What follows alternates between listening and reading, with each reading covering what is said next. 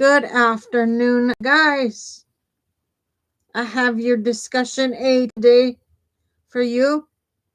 Give me a minute, please, to set up for the show, and I'll be right with you.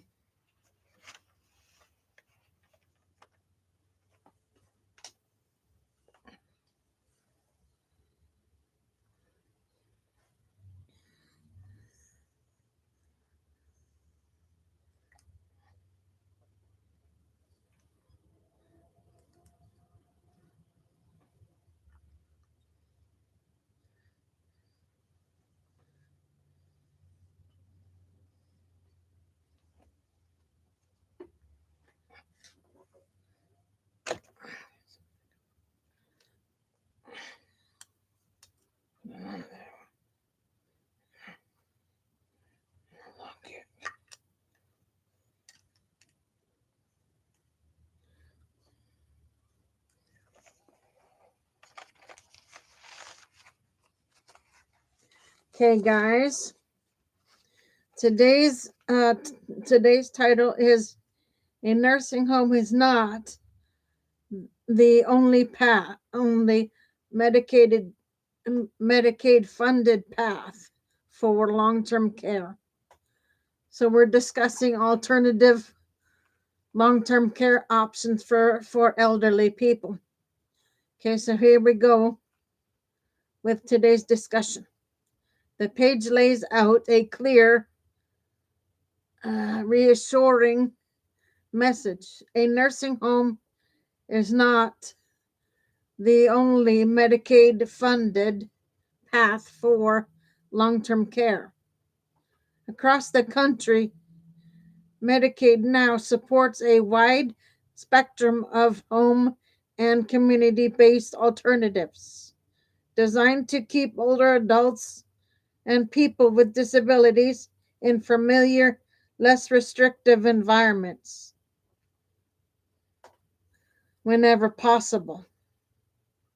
The article emphasizes that these programs can deliver substantial hands-on help, personal care supervision, transportation, and medical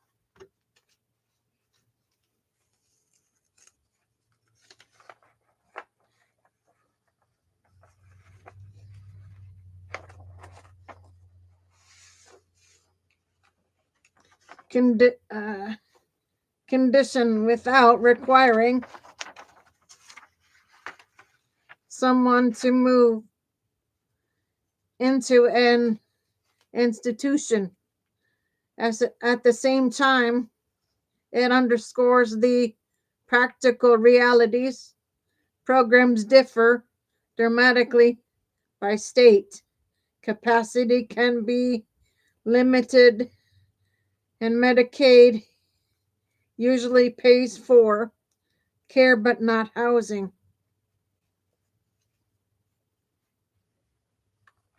Just a second, guys.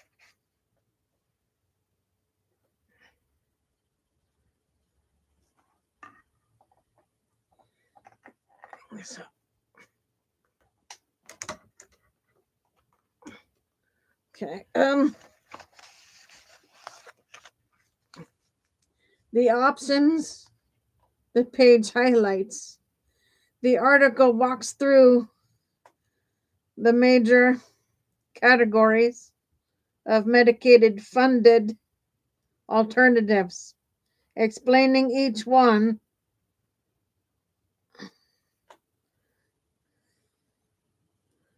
offers and why families might consider them.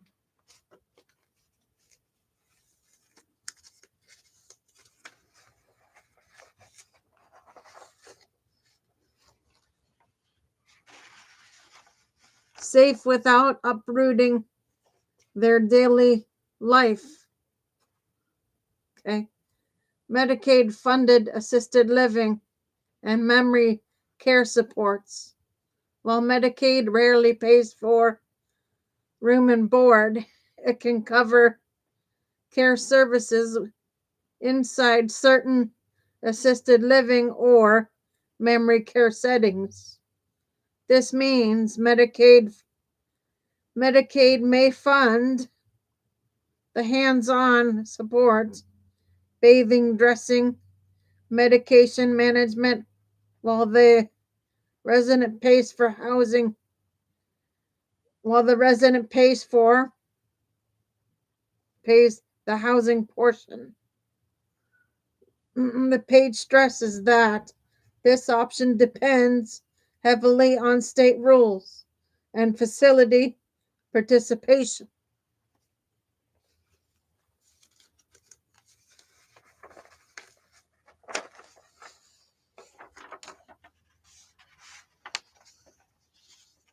In-home care and consumer-directed services. These programs allow people to receive help with bathing, dressing, meals, mobility, medication reminders, housekeeping, and sometimes skilled nursing, all delivered at home. Many states offer consumer-directed or self-directed models where the individual can choose and manage their own caregiver, including hiring a family member. This flexibility is especially valuable for families trying to keep a loved one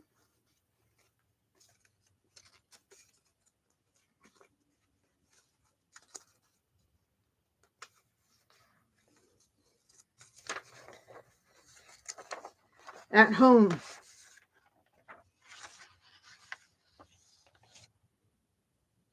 PACE and Life programs. These are comprehensive team-based programs that blend Medicare and Medicaid funding to provide medical care, adult day services, transportation, therapies, social activities, and care coordination. The goal is to keep participants living safely in the community. The page notes that PACE/Life is one of the most supportive non-institutional options, but availability is limited to specific geographic areas. Money follows the person, MFP.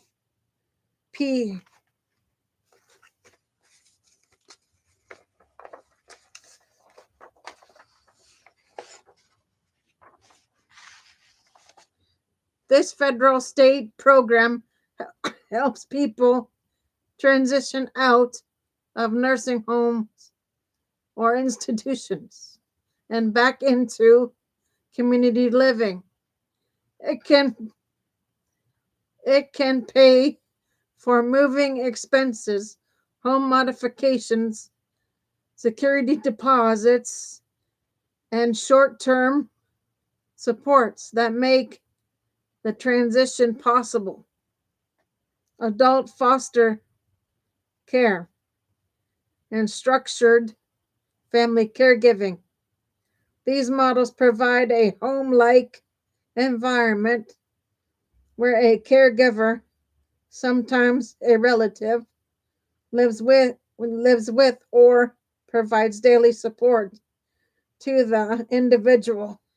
In some states, Medicaid can pay the caregiver for their work.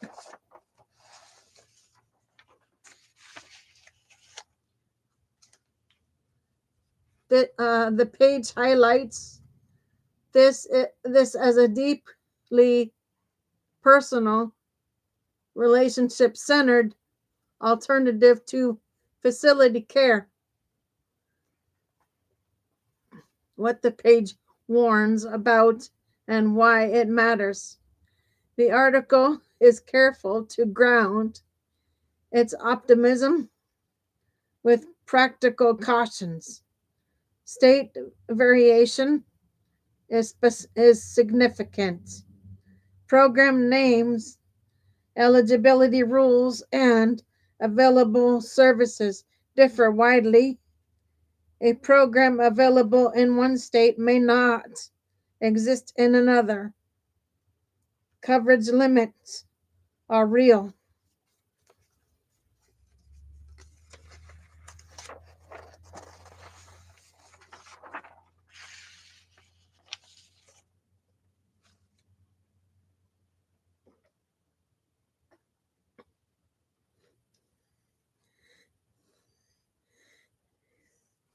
Medicaid typically covers care, not housing, meaning families must plan for room and board costs in assisted living or foster care settings.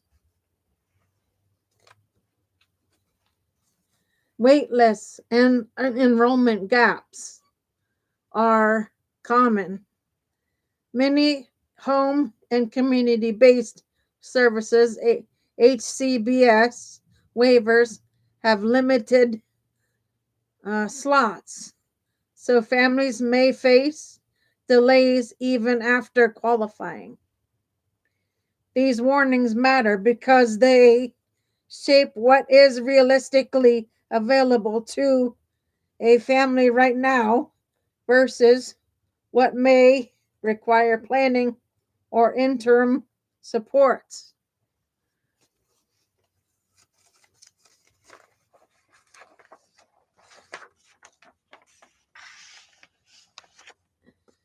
Explore whether consumer directed care could allow a trusted family member to be paid as a caregiver.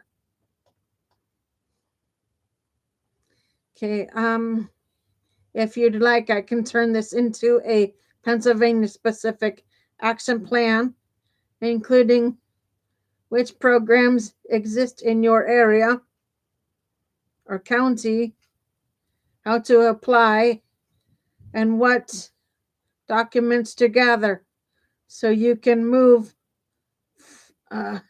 from information to concrete next steps. Okay, guys, so just a second, bear with me. I'll be with you in a second for the second half here.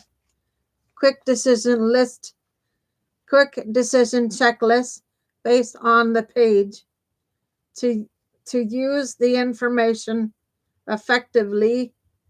The article suggests focusing on a few key steps: verifying Medicaid eligibility for the person needing care. Ask your state or county about HCBS waivers, PACE/Life, and MFP. Money follows the person. Availability varies by location.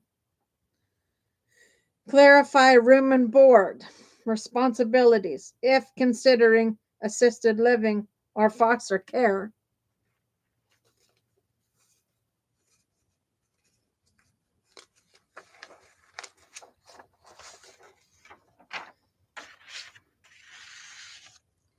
Insurance systems and the sheer complexity of managing multiple chronic conditions can quickly erode their ability to age comfortably at home. These pressures create a widening gap between what boomers hope aging will look like and the realities they now navigating. Okay. Key challenges the page highlights. The video on your page details several intertwined obstacles that are catching boomers off guard. escalating out-of-pocket costs.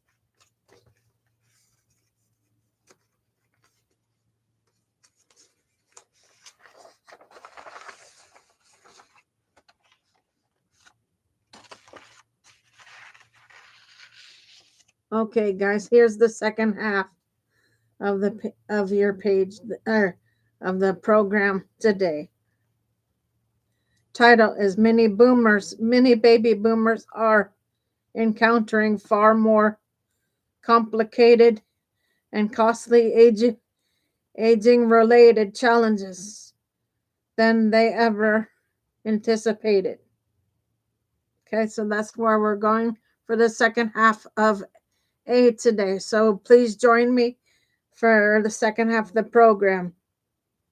Okay, even those who expected to remain active and independent are finding that rising healthcare costs, confusing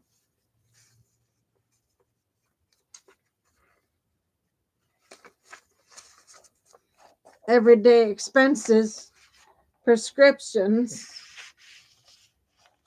co-pays, medical supplies, home modifications, transportation are rising faster than fixed incomes. Even routine care can strain budgets, and long-term support needs can become financially overwhelming. Many boomers assume Medicare would cover most of this, only to discover significant gaps. Insurance complexity that feels unmanageable. The page emphasizes how difficult it is to navigate Medicare supplemental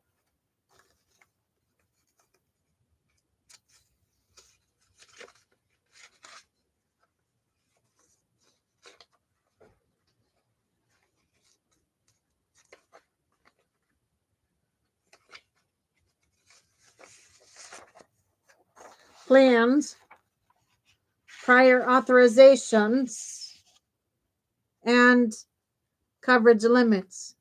Understanding what is covered, what isn't, and now what isn't, and how to appeal decisions can feel like a part-time job, especially for those already juggling health issues, polypharmacy, and fragmented care. Boomers are often prescribed multiple medications by different specialists. Keeping track of dosing schedules, interactions, refills, and side effects becomes a major daily task. The video notes that this complexity alone can undermine independence and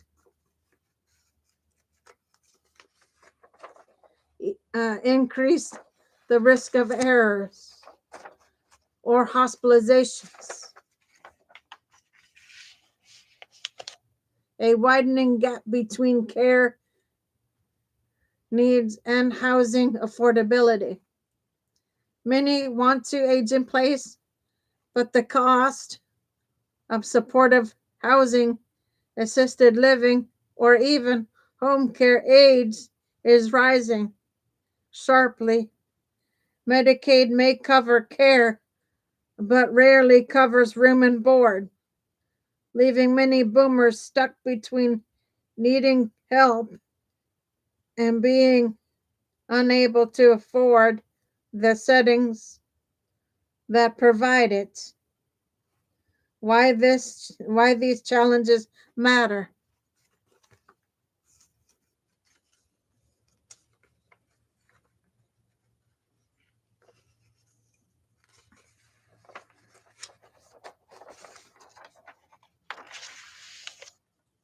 These pressures aren't just logistical. They reshape the emotional and practical landscape of aging. Independence becomes harder to maintain. Even highly capable older adults can find themselves overwhelmed by the administrative and financial load of modern healthcare. The result is a higher risk of avoidable decline, burnout, or premature institutionalization. Families absorb hidden labor. Adult children often step in to coordinate appointments, manage medications, decipher insurance, and fill financial gaps. This slideshow, the shadow caregiving can strain relationships, careers, and mental health. The promise of aging in place is under threat. Boomers overwhelmingly want to stay in their homes, but the system meant to support them are fragmented, expensive, and difficult to navigate.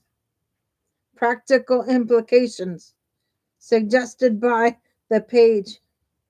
The video implicitly points toward several strategies that can help.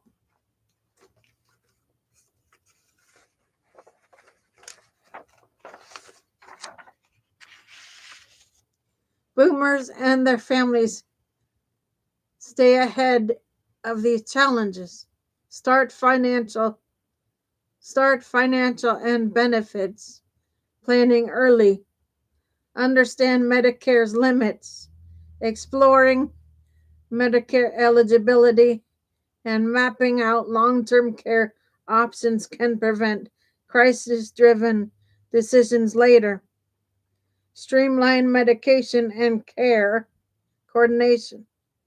Medication reviews with pharmacists, consolidating care under fewer providers, and using pill organizers or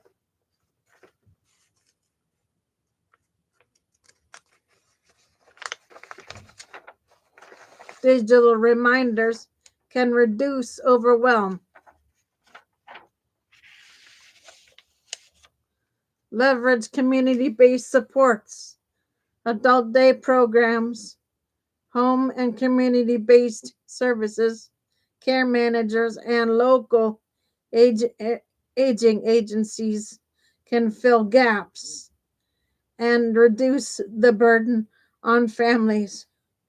Normalize asking for help. The page's tone suggests that the challenges boomers face aren't personal failures, they're systematic. Seeking support early is a strength, not a setback.